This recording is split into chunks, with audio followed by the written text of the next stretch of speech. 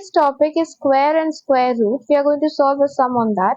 See, the question says find the smallest natural number by which 1008 should be multiplied to make it a perfect square. So first step will be we have to find the factors of the number 1008. So let's do it. First of all, write the factors 1008. You can see this is an even number. So definitely 1008 will be divisible by 2. So divisible by 2, we get 504. Again, it is an even number. See, the last digit is 4. So it is again divisible by 2. So divided by 2, we get 2, 5, 2. Now, again, the last digit is an even number. So it is an even number. It's possible to divide the number by 2. So we will do it. We get 1, 2, 6. Again, the last digit is 6, which is an even number. So it is possible to divide the number by 2. We get 6, 3. Now the last digit is 6, 3, 3. So which is not an even number. So it's not possible to divide the number anymore with 2. So we will move to the other number, that is 3. The rules of divisibility says if we add 6 and 3, the sum of the digits, 6 plus 3 is 9, which is divisible by 3, which means the whole number 63 is divisible by 3. If we do it, 63 by 3, we get 21. This is easy now. 3 into 7 is 21. So this is it. This is done. 7 is done. 7 is a prime number.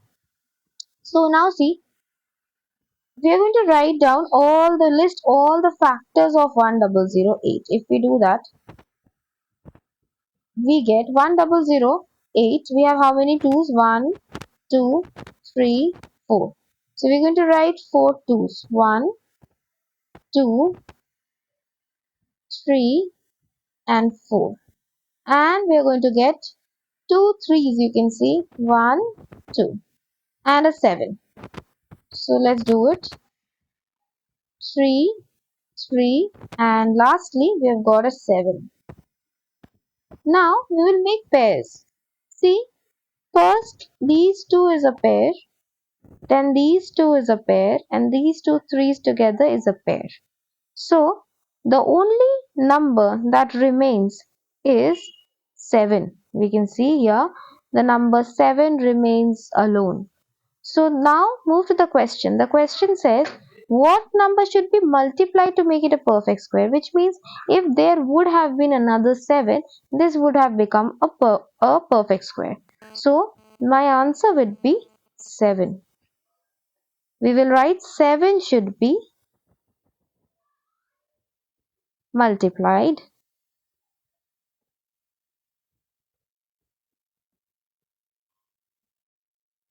to make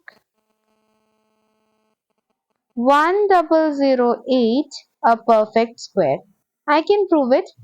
See, if you multiply the number, that is, if you multiply the number 1008 with 7, we will get a perfect square. See, multiply 1008 with 7. If we do that, we will be getting a number that is 1008 into 7, 7056. And if we are trying to find the root of this number, we can do it. The root of the number will be, by following the whole procedure, we will get 84. So therefore, this is how you have to solve this.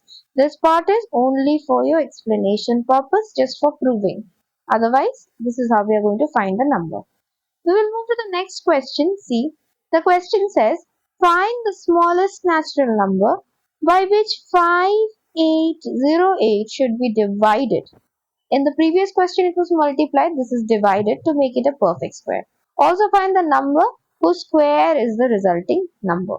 So see, We will follow the same step, that is factors of 5808. We are going to list it out. So 5808. You can see it is an even number because 8 at its units place. So it is possible to divide the number by 2. Once we do it, we get 2904. Again, if we do it by 2, because you can see 4 at its units place, which means it's an even number, possible to divide it with 2, we get 1452. Again, 2 at its units place, possible to divide the number by 2. In case we do that, we get 7, 2 and 6. Again, 6 at its units place, so possible to divide the number by 2. And once we do it, we get 3, 6, 3. Now we have got 3, which is not an even number. So from here onwards, it's not possible to divide the number by 2. We'll move to the next number, that is 3. You can see we've got 363.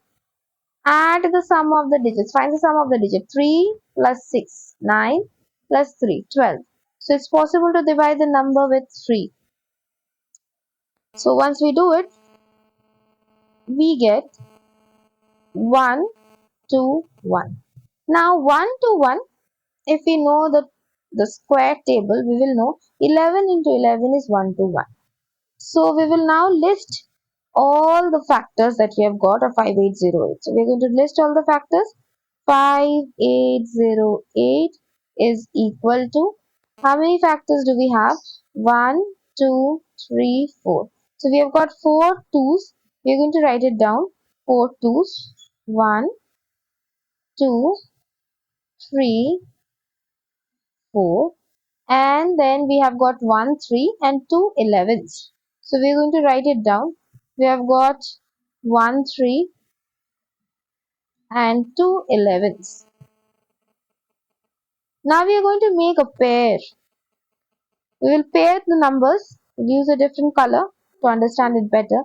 See, we've got one pair, another pair of 2. We have got a pair of 11. But there is only one number remaining all alone, that is 3. There is no pair of the number 3. So the answer will be 3 should be divided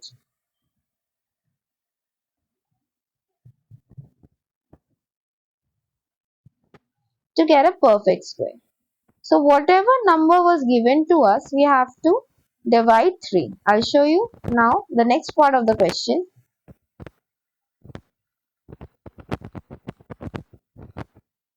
See, the question says also find the number whose square is the resulting number. So first let us find the resulting number. The number was 5808. Now we have to divide 5808 by 3. Okay, so let's do it. 3, 5, 8, 0, 8. 3, 1, we get 3, 2, 8, 3 nines are 27, get 1, 0, 3 threes are 9, 1, and we get 8. 3 6 is 18. So the number that we got is 1936. So here the part of this answer, that find the square in the resulting square of the resulting number. So we have got the resulting number. The resulting number is 1936. So we are going to write therefore resulting number will be what you have got from here, 1936. So we are going to write 1936. Now we have to find the square of the resulting number. So let's do it. Simple. Find the factors of 1936. It is an even number, 6 at its units place. So 1936, if we divide it by 2, we get 968. Again 8 at its units place. Possible to divide the number by 2. Once we do it, we get 484.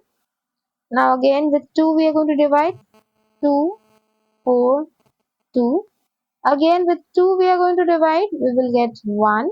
2, 1, and now we have reached the point 11 square. 11 is a prime number, so 11 square. So now you can see if we make pairs, we have got pairs. See, we have got one pair 2 into 2, another pair 2 into 2, and another pair, that is 11 into 11.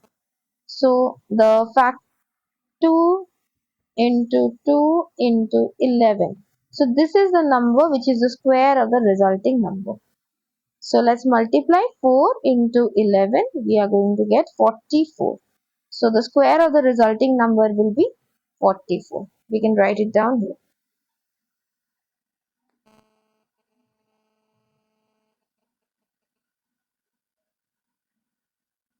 Square of resulting